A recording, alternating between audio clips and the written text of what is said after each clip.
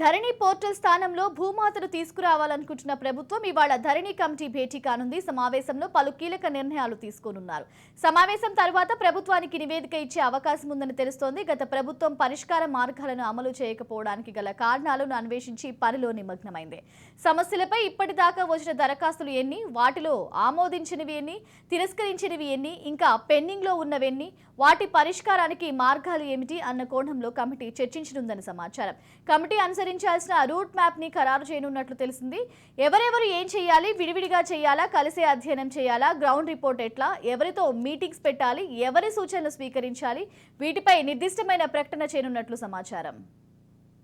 ధరణి సమస్యలు పరిష్కరించాలని లక్షలాది మంది దరఖాస్తులు చేసుకున్నారు. వాటిలో కొన్నింటిని తిరస్కరించగా మరికొన్నింటిని పెండింగ్ లో ఉంచారు. డేటా ఎంట్రీ తప్పిదాలను సుమోటోగా సవరించకుండా కోర్టుకు వెళ్లాలంటూ లిఖితపూర్వకంగా రాసిచ్చిన కలెక్టర్లు, తహసీల్దార్లు కూడా ఉన్నారు. దీంతోనే కోర్టులో కేసుల సంఖ్య వేలకు చేరింది. ప్రస్తుతం పెండింగ్ లో ఉన్న 2.36 లక్షల దరఖాస్తుల పరిష్కారం సీసీఎల్ఏ తలుచుకుంటే వారం రోజుల్లోపే చేయగలరు. వాటిలో సగానికి పైగా తహసీల్దారు, కలెక్టర్ల నుంచి పాజిటివ్ రిపోర్టులు వచ్చినవే.